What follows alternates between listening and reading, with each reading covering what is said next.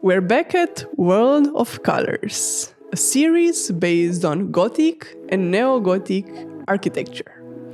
By showing you the process of creating this new artwork, I hope to inspire you to see creative blocks as an opportunity, as a new way to find inspiration. So here is why creative blocks are actually a pretty good thing. Have you ever considered that there's so much inspiration that you can find in your own home? I'm going to give you my own example. I have a lot of plush toys at my home representing maritime creatures, and this is always a good reminder of how much I like underwater life. This always allows me to think like, there's also this type of turtle, let's say, that I haven't tried drawing yet.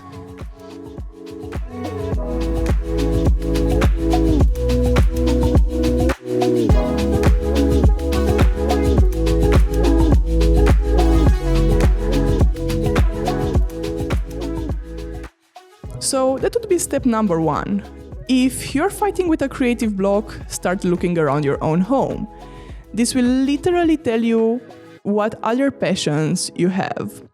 Let's maybe say around your house you'll have a lot of books, or maybe bottles of perfume, or let's say flowers, maybe a teapot. These are all already good starting points, because you can combine them, and this would be step number 2, into one single artwork.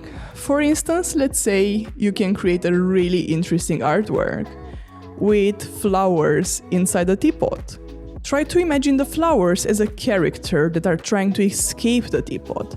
That's already such a powerful visual, right?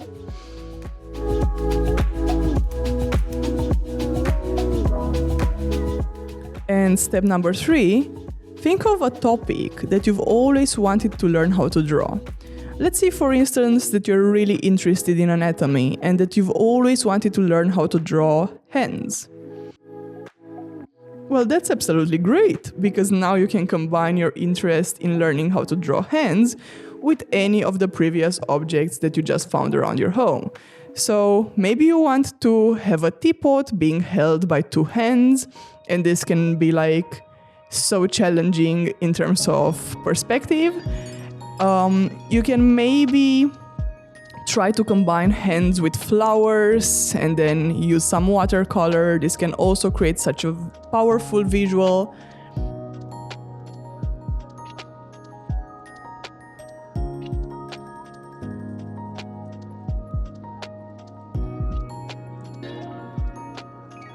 You might maybe be interested in combining hands with flowers, and this can also create such a powerful vision. Also, don't let yourself be limited by, the laws of nature. So if I were to come up with step number 4, laws of nature should not matter. It doesn't matter that you'd usually have characters with 2 hands. Feel free to make 5 hands in very crazy positions surrounded by flowers, or maybe let all of these hands try to reach for the teapot.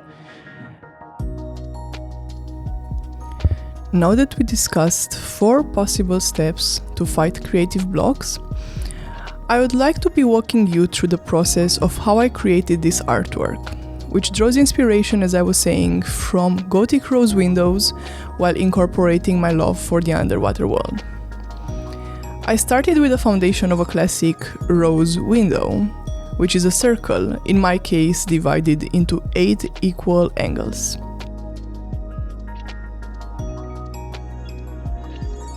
This structure sets the stage for the design's symmetry and rhythm, which are both big topics in architecture. Inside each section, I could add unique patterns. However, to create a visual rhythm, I designed 2 distinct elements and repeated them throughout the entire 8 sections. In Gothic rose windows, the central part is often a small circle. But for my artwork, I wanted to reinterpret this centerpiece. I chose a stingray, a creature that symbolizes grace and adaptability.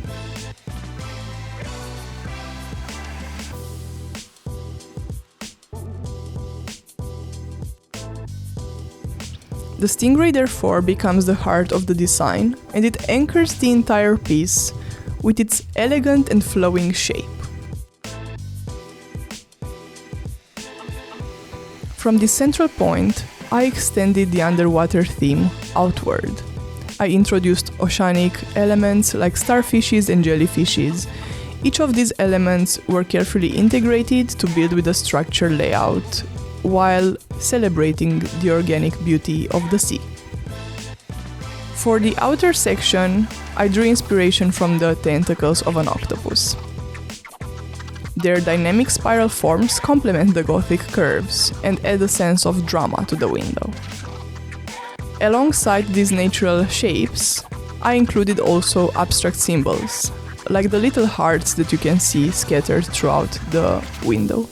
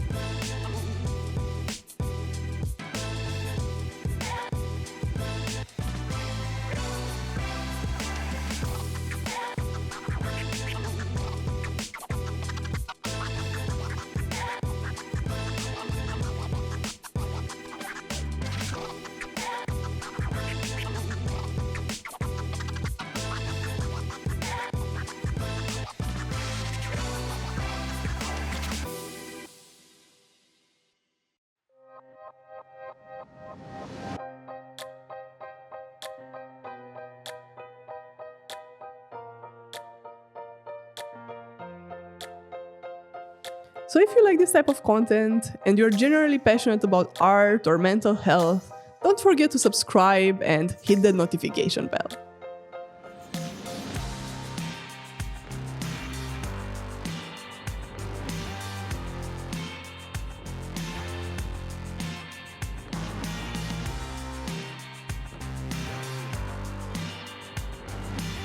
Before moving to color, I thought about where light is coming from.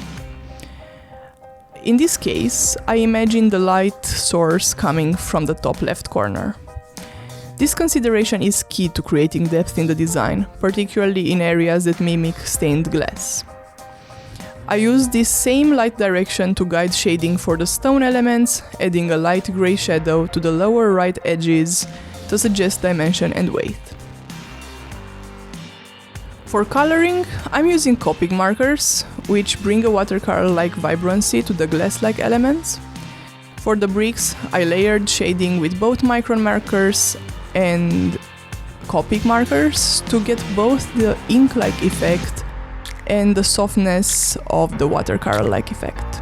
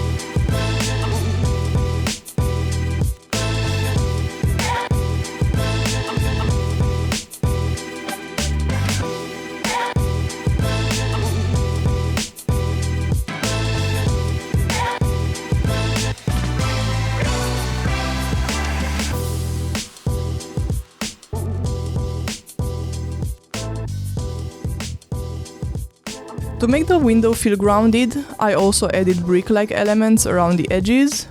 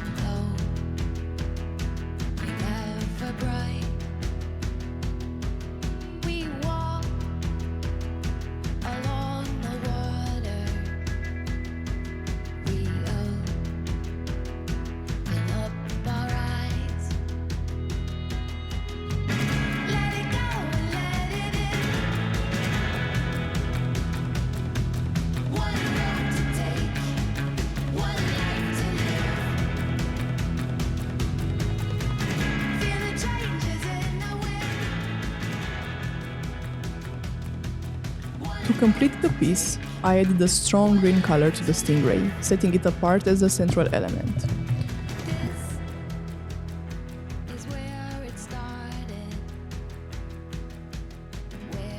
As a finishing touch, I also added bubbles throughout this drawing to deepen the underwater theme.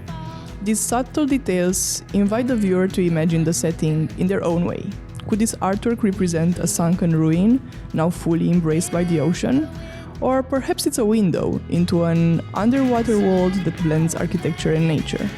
What does this artwork make you think of? Let me know in the comments. I'd love to hear your interpretations. Thank you so much for watching and for sharing this creative journey with me. If you enjoyed this video, please like, share and subscribe for more behind the scenes. Until next time, stay curious and inspired.